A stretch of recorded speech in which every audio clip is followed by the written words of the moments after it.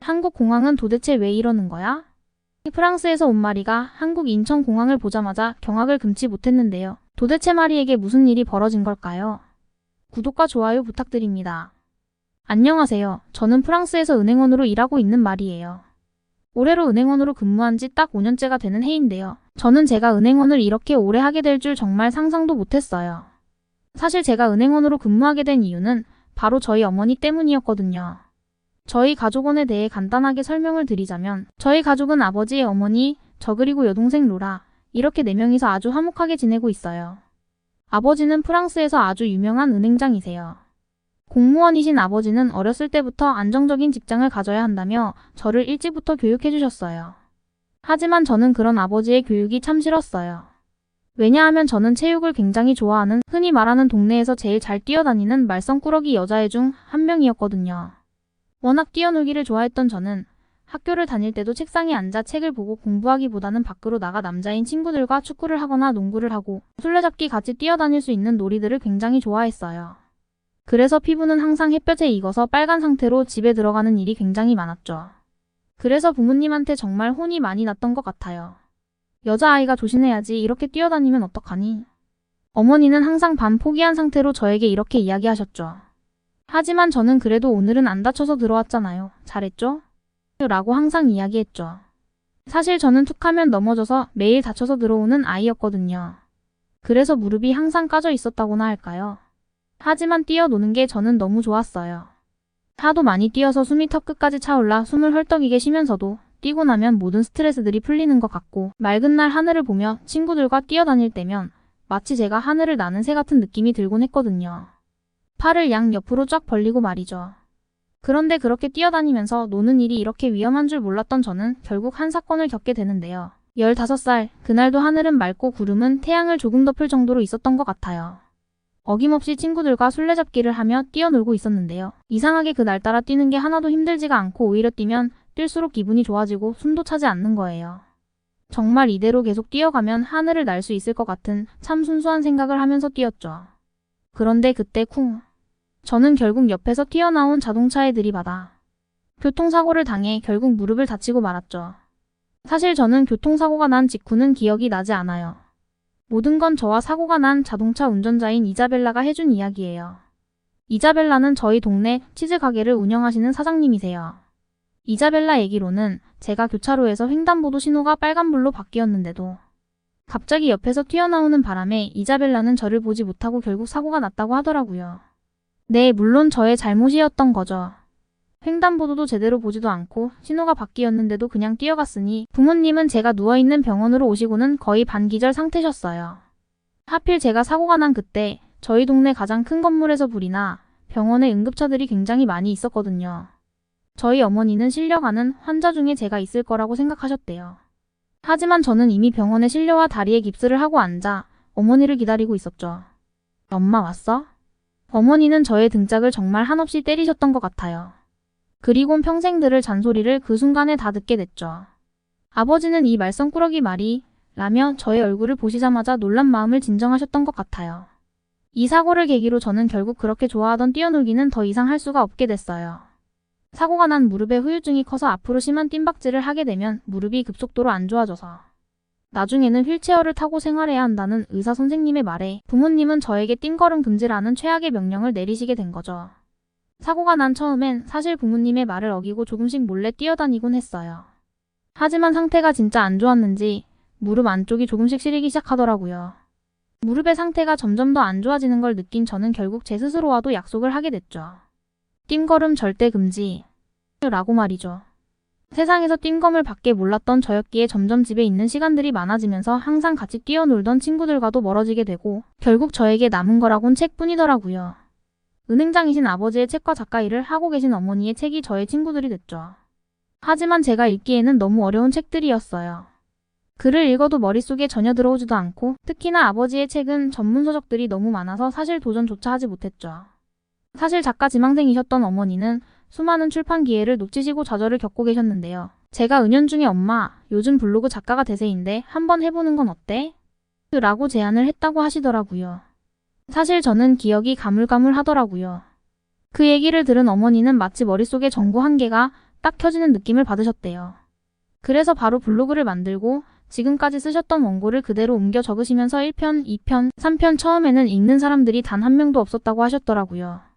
그런데 우연치 않게 한 블로거가 어머니의 글을 읽고 감명을 받으셨는지 댓글을 남기셨고 그 댓글을 남긴 블로거는 흔히 말하는 파워블로거로 그 블로거를 팔로우하고 있던 사람들이 파워블로거가 댓글을 남기자마자 모두가 어머니의 블로그로 들어와 글을 읽기 시작하셨다고 하더라고요. 그래서 어머니는 결국 블로그 쪽에서도 꽤나 유명한 작가가 되셨죠. 저를 키우시느라 작가라는 꿈과는 멀어지고 있었던 어머니셨는데 이렇게 본인의 꿈을 펼치시는 걸 보니까 저도 점점 자극이 되더라고요. 그래서 어머니가 글을 쓰시는데 참고한 책들을 한두 권씩 읽기 시작했어요. 책과는 사실 거리가 너무 멀었기 때문에 책을 읽으면서 자는 일이 일쑤였죠. 다리 때문에 한동안 학교에 나가지 못했던 저는 밥 먹는 시간 외에는 책과 함께 했던 것 같아요.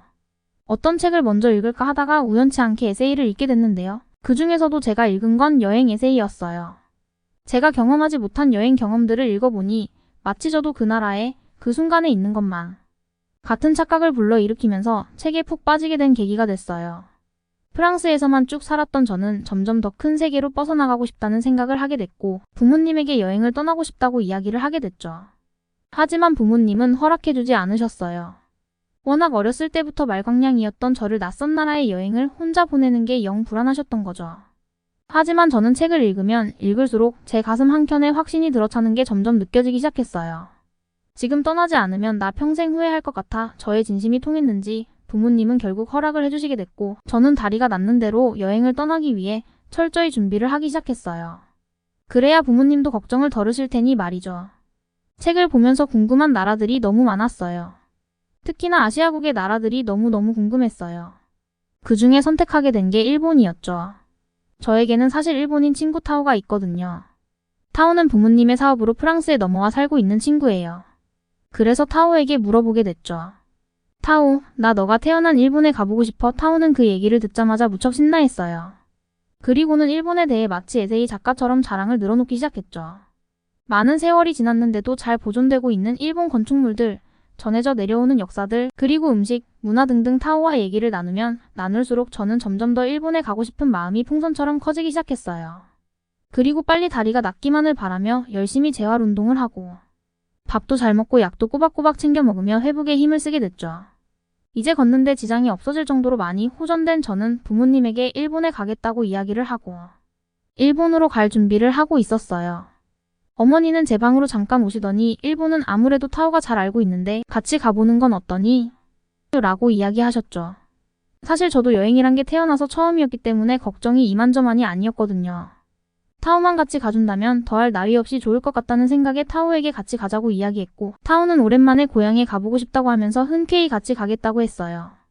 덕분에 어머니는 걱정 없이 저를 일본으로 보내주시게 됐죠. 비행기에 올라타면서도 설레는 마음에 심장이 터질 것 같이 뛰었죠. 타오는 일본은 프랑스와 다르게 건물들도 높고 모든 사람들이 친절해서 말이 너도 분명 일본을 좋아하게 될 거야 라고 이야기하면서 같이 신나기 시작했죠. 하지만 설레는 마음으로 일본 공항에 도착한 저는 바로 일본에 온 걸 점점 후회하기 시작했어요. 비행기가 착륙하고 비행기에서 내리기만을 기다리면서 타오와 신나게 사진을 찍고 있었어요. 아니 그런데 갑자기 일본어로 안내 방송이 나오더니 비행기에 타고 있던 모든 승객들이 갑자기 어수선해지기 시작한 거예요. 일본어를 잘 모르는 저는 타오에게 물어봤죠. 타오, 지금 무슨 일이 벌어진 거야? 타오는 너무나 태연하게 공항에서 지금 동선이 꼬여서 비행기에서 내리려면 시간이 좀 걸린다고 이야기한 거야. 일본 공항에서는 되게 흔한 일이거든. 괜찮아 라고 이야기를 했죠. 어쨌든 금방 공항을 나갈 수 있다는 생각에 천천히 순서를 기다리고 있는 저희 비행기는 30분이 넘도록 그 자리에서 움직일 생각을 하지 않는 거예요. 기내에 타고 있던 사람들은 점점 웅성웅성 목소리가 커지기 시작했죠. 일본인 승무원은 잠시만 기다리면 금방 조치를 취하겠다고 반복적으로 이야기했지만 결국 1시간이 넘도록 저는 비행기에서 나갈 수 없었어요. 근데 이상하게 일본인 승객처럼 보이는 사람들은 이게 흔한 일인지 잠을 청하고 있거나 너무나 태연하게 기다리고 있는 거예요. 이렇게 되면 공항에서 다른 비행기에 출발, 일정이나 모든 것들이 문제가 생길 거라고 생각했던 저는 타오에게 물어봤지만 타오는 일본에서는 연착되는 일이 너무나도 흔한 일이고 일상이라고 얘기하는데 저는 솔직히 너무 답답했어요. 제가 짜놓은 일정대로 움직이려면 지금 비행기에서 내려도 모든 일정들이 뒤로 밀리는 판국인데 이렇게 태연하게 얘기할 수 있나? 라는 생각이 들면서 점점 짜증이 나기 시작하더라고요. 결국 1시간 반이라는 시간이 지난 후에야 비행기에서 내릴 수 있었어요. 일본에 도착하자마자 이런 일이 벌어지니 솔직히 일본에 대한 기대감은 조금 떨어지더라고요. 하지만 여기서 끝이면 다행이에요. 아무리 기다려도 저희가 가져온 가방이 나올 생각을 안 하는 거예요. 비행기에서 내리는 것만 1시간 반이라는 시간을 허비했는데 여기서 또 기다려야 한다고? 비행기에서 늦게 내린 만큼 앞에 밀린 비행기의 짐들도 아직 나오고 있는 중이었죠. 저는 너무 지쳐버린 나머지 구석에 허름한 의자를 겨우 발견하고 앉아있을 수밖에 없었죠. 타오는 저를 보며 일본은 원래 모든 걸 실수 없이 정확하게 하려고 하기 때문에 느리게 천천히 하는 거니까 너무 성급할 필요 없어 말이라고 이야기하는데 솔직히 타오의 말이 그렇게 달갑게 들리지는 않았어요. 결국 1시간이 더 지나서야 저희가 타고 온 비행기에서 짐이 나오기 시작했고 비행기가 착륙한 지 3시간이 지난 후에야 공항으로 나올 수 있었어요. 공항에 도착하자마자 어머니에게 전화하기로 약속했던 저는 어머니에게 바로 전화를 했죠. 어머니는 화를 내시면서 전화를 받으셨어요. 저는 공항을 나오기 전에 있었던 모든 일을 말씀드렸고 어머니를 겨우 진정시킬 수 있었어요. 어머니는 비행기가 도착할 시간이 훨씬 지났는데 전화가 오지 않자 아버지와 계속 걱정을 하고 계셨더라고요. 그렇게 어머니를 진정시키고 공항 밖으로 나온 저희는 숙소가 있는 호텔로 가기 위해 택시를 타려고 했는데요. 아니 택시비가 정말 이만큼 나온다고? 저는 너무 놀라 타오에게 이야기했어요. 타오는 일본은 원래 교통편이 조금 비싼 편이라 어쩔 수가 없다고 이야기하는 거예요. 제가 가져온 예산에서는 절대 택시를 탈 수가 없었던 저는 타오에게 다른 교통편을 이용하자고 이야기했고 결국 지하철을 타기로 결정하게 됐죠. 하지만 지하철 또한 그렇게 저렴하지는 않았어요. 저렴한 교통편은 버스가 있었지만 교통 상황에 따라 도착 시간이 더 늘어날 수 있다는 타오의 얘기에 결국 지하철을 선택했지만 생각보다 지하철은 너무 좁았고 이동 동선도 너무 길었던 저는 숙소까지 가는데 이미 모든 체력을 소진하게 됐죠. 숙소에 도착해서 짐을 풀자마자 저는 침대에 대자로 뻗어버렸어요. 아니 근데 호텔과 침대는 왜 이렇게 작은지 키가 큰 저는 침대가 너무 불편하더라고요. 침대에 누워서 곰곰이 생각에 잠긴 저는 일본이라는 나라에 대한 환상이 점점 깨지기 시작했어요. 나았던 무릎도 다시 아파왔죠. 분명 에세이를 읽었을 때는 이런 느낌이 아니었는데 분명 작가가 일본인 작가인 게 분명하다며 혼자 궁시렁거리기 시작했죠. 조금 늦게 호텔에 도착한 타오와 저는 저녁을 먹기 위해 밖으로 나왔어요. 일본은 뭐니뭐니 해도 우동을 먹어야지 타오는 맛있는 우동집으로 안내를 해주겠다고 했어요. 여긴 우동집을 3대째 하고 있는 아주 유명한 우동집이야 라며 안내해준 우동집은 허름하고 아주 작은 우동집이었어요. 그 외관이 역사를 말해줬고 저는 너무 설레는 마음에 우동집으로 향했죠. 아무래도 맛집이다 보니 웨이팅을 해야 한다고 하더라고요. 앞에 종이로 된 웨이팅 리스트에 2명이라고 인원을 적고 기다리고 있었죠. 맛집이라 그런지 사람이 굉장히 많았어요. 30분쯤 기다리고 있었는데요. 화장실이 너무 급했던 저는 타오에게 이야기하고 결국 옆 건물에 있는 화장실을 갔다 오기로 했죠. 아니 근데 화장실을 나오자마자 타오에게 전화가 오기 시작하는 거예요. 타오, 나 지금 화장실에서 나왔어. 타오는 흥분한 목소리로. 우리 웨이팅이 넘어가서 지금 맨 뒤로 넘어갔어 라고 이야기하는 거예요. 너무 놀란 저는 후다닥 다시 가게로 향했죠. 타오에게 이야기를 들어보니 문 앞에 대기하는 사람들 모두가 와야 들어올 수 있는데 제가 없어서 순서를 맨 뒤로 다시 뺐다고 하는 거예요. 너무 당황한 저는 사장님에게 이야기했지만 기다리는 사람이 많아 어쩔 수가 없다는 얘기만 듣고 결국 1시간이 넘게 기다려 우동을 먹을 수 있었어요. 기다리다 지쳐 먹은 우동은 솔직히 그렇게 맛있지는 않았어요. 몸이 너무 지쳤는지 맛도 제대로 나지도 않고 이렇게 오래 기다려서 먹을 정도는 아니라고 생각했죠. 하지만 타오는 너무 맛있었다며 눈치 없이 제 옆에서 신나하는 모습을 보이는데 솔직히 화가 너무 났어요. 일본에 도착해서 지금까지 일정대로 움직인 것도 없고 시간만 허비한 것 같은 느낌이 들면서 도대체 왜 내가 일본에 오자고 했지? 라는 생각만 들었죠. 결국 저는 도저히 일본에 있을 수가 없을 것 같은 판단이 들어서 타오에게 나는 일본에 더 이상 못 있겠어. 라는 이야기를 하고는 당장이라고 떠날 수 있다면 떠나고 싶다고 학원 짐을 싸기 시작했죠. 그리고 어머니에 전화를 하고 일본에서 있었던 모든 이야기를 들려줬어요. 어머니는 너무 실망한 저를 보며 굉장히 안타까워하셨어요. 첫 여행인데 이렇게 실망하게 돼서 너무 유감이라고 말이죠. 그런데 어머니가 갑자기 미야, 일본과 가까운 아시아국인 한국을 가보는 건 어때? 라고 이야기하는 거예요. 저는 에세이에서 한국에 대한 책은 읽어보지 못했는데 어머니께서는 일본과 가까운 나라지만 일본과는 또 다른 경험을 할 수 있는 나라야. 엄마 친구 나탈리가 바로 한국 사람이야. 저는 깜짝 놀랐어요. 어머니의 친구 나탈리라고 하는 친구가 있는데요. 나탈리는 어머니와 같이 블로그 작가를 하고 있는 직장 동료셨어요. 나탈리는 부지런하고 블로그 작가 동료들 사이에서도 착실한 사람이라고 소문이 나 있던 분이셨죠. 하지만 한국에 대해 아무것도 몰랐던 저는 같은 아시아국인 일본과 다르게 있나? 라는 생각이 들었지만 너무나 일본에 실망한 저는 지금 당장 어디라도 가지 않으면 안 될 것 같았죠. 그래서 타오에게 이야기를 하고 한국으로 같이 넘어가자고 이야기했어요. 하지만 타오는 오히려 저를 이상하게 생각하더라고요. 한국이라는 나라는 일본보다 더 발전이 안 된 후진국이고 일본 사람들보다 친절하지도 않고 치안이 안 좋다는 소문을 들었다며 극구 말렸지만 저는 솔직히 일본에 더 이상 있고 싶지 않았기 때문에 어머니에게 이야기하고 다음날 바로 타오와 함께 한국으로 향하는 비행기에 오르게 됐죠. 일본에서 한국으로 가는 비행시간은 짧았지만 솔직히 가는 내내 걱정이 정말 이만저만이 아니었어요. 막상 어머니 말을 듣고 한국으로 갔는데 일본보다 더 실망하면 어쩌지? 더 별로면 어쩌지? 라고 말이죠. 하지만 한국 공항에 도착하자마자 제가 생각한 걱정은 정말 너무나 바보 같은 걱정이었죠. 비행기가 착륙하자마자 비행기는 바로 저희를 내릴 수 있게 공항으로 들어갔고 창문 밖으로 보이는 인천공항은 굉장히 크고 비행기도 많았어요. 차례차례 순서를 기다리는 듯이 정렬된 비행기들이 굉장히 인상 깊었어요. 그리고 거기서 끝나지 않았어요. 비행기에서 내리는 사람들은 대부분이 한국인이었는데요. 이미 모두가 내릴 준비를 마치고 출입구가 열리자마자 차례차례 순서를 맞춰서 나가는 게 아니겠어요?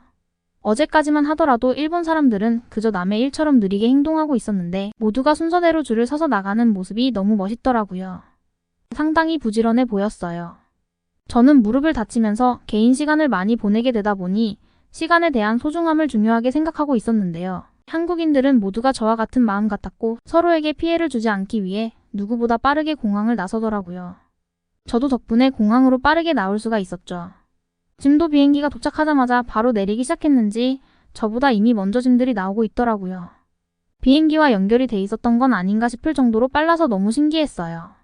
더군다나 공항은 얼마나 깨끗하게 세련됐던지 제가 짐을 기다리면서 앉을 곳을 찾아 돌아다녔던 일본 공항은 그렇게 허름할 수가 없었는데 한국 인천공항은 짐을 찾는 데에 앉을 공간은 너무나도 많았고 풀로 인테리어를 해놓은 게 너무나 친환경적인 느낌이었어요. 마치 미래의 공항에 와 있는 느낌이라고 할까요? 타오에게 인천공항은 정말 멋있고 모든 것들이 신속하고 정확하다라고 이야기했지만 오히려 타오는 사람들이 너무 정이 없는 것 같다며 별로라고 이야기했어요. 하지만 정이 없기는커녕 저와 눈이 마주친 한국인 직원들은 모두가 밝은 미소로 인사를 해주었죠. 하지만 타오는 제 얘기는 믿지 않았고 마치 질투를 하는 것 같았어요.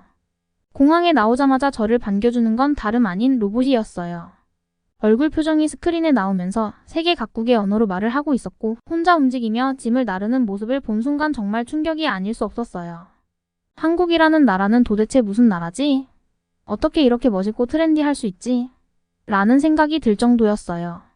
급하게 예약한 호텔은 명동이라는 지역에 있는 호텔이었는데요. 교통편을 잘 몰랐던 저희는 어쩔 수 없이 택시를 타기 위해 공항 밖으로 나오게 됐는데요. 아니, 한국인들이 택시를 타려고 순서대로 줄을 서 있더라고요. 제가 살고 있는 프랑스는 사실 줄이라는 게 크게 의미가 없거든요. 택시를 타려고 하면 멈춘 택시 앞으로 사람들이 몰려서 먼저 도착한 사람이 먼저 타기 바쁜데 한국인들은 서로가 배려를 하며 줄을 서고 있는 게 너무 멋있더라고요. 심지어 택시비 또한 일본이랑 비교했을 때 너무 저렴해서 놀랐어요. 택시기사님은 유창하게 영어로 저희가 어디서 왔는지 물어보셨고 저희가 가는 명동에는 거리에 맛있는 음식들을 파는 곳이 많으니 꼭 가보라고 추천까지 해주시더라고요. 타오는 한국인들은 모두가 불친절할 거라고 이야기했었는데 그 말과는 전혀 반대였죠. 택시기사님조차도 이렇게 젠틀하신데 타오가 결국 본인의 나라인 일본이랑 비교가 되다 보니 거짓말을 한 것 같더라고요. 예약한 호텔은 또 얼마나 넓은지 일본에서 지냈던 호텔과 같은 값인데도 불구하고 침대는 키가 큰 저를 위해 더 큰 사이즈로 업그레이드를 해주시는 건 물론이고 서브 침대까지 있는 방으로 예약을 할 수 있었어요. 어제까지 지냈던 일본과 너무 비교가 되면서 한국이라는 나라를 왜 이제야 알게 된 거지? 라며 저를 자책하게 됐죠. 처음 일본 에세이를 읽지 말고 한국 에세이를 읽었으면 이런 시행착오가 없었을 텐데 라는 생각을 했어요. 호텔 앞에 나온 명동 거리는 세계 각국의 사람들로 북적였고 맛있는 거리 음식 냄새로 가득 차 인천공항에서 느꼈던 세련된 모습과는 또 다른 모습을 가지고 있었어요. 프랑스에서 요즘 K-POP가 K-뷰티가 인기가 있다는 걸 믿지 않았는데 직접 눈앞에서 보니 신기하고 모든 것들이 진짜더라고요. 저는 어머니에게 전화해 한국이라는 나라는 일본과는 비교도 할 수 없을 정도로 좋다고 이야기했고 엄마 덕분에 진짜 여행을 하고 있어서 너무 고맙다고 인사를 전하게 됐죠. 그래서 이번 한국 여행을 계기로 저는 어머니가 하시는 말을 모두 따르게 됐고 결국 어머니의 바람대로 은행원 일을 열심히 하고 있죠. 한국에서의 좋은 추억 때문에 저는 휴가철만 되면 지금도 한국을 방문하고 있어요. 방문할 때마다 오는 한국은 매일매일 새롭고 재밌는 일들의 연속이에요. 한국을 알게 돼서 너무 기뻐요. 지금까지의 사연 어떻게 들으셨나요? 프랑스에서 살고 있는 마리가 한국을 좋아하게 돼서 너무나 기쁜데요. 마리가 한국의 음식을 많이 못 먹어봐서 아쉽다고 자기 같은 외국인들도 쉽게 접할 수 있는 음식을 알려달라고 했는데요. 댓글로 마리에게 추천해주고 싶은 음식을 적어주시면 제가 마리에게 전달을 하려고 합니다. 댓글로 많은 음식 추천 부탁드리며 다음에 더 재밌는 사연으로 돌아오겠습니다. 감사합니다.